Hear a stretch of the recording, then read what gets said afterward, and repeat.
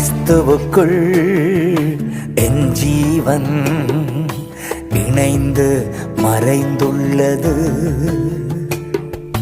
கிறிஸ்துவுக்குள் என் ஜீவன் இணைந்து மறைந்துள்ளது.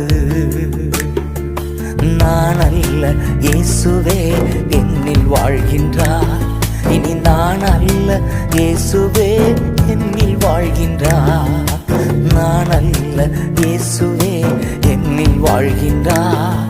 இனி நான் அல்ல, இயேசுவே என்னில் வாழ்கின்றார். லாபமான அனைத்தையுமே நஷ்டம் என்று கருதுகிறேன்.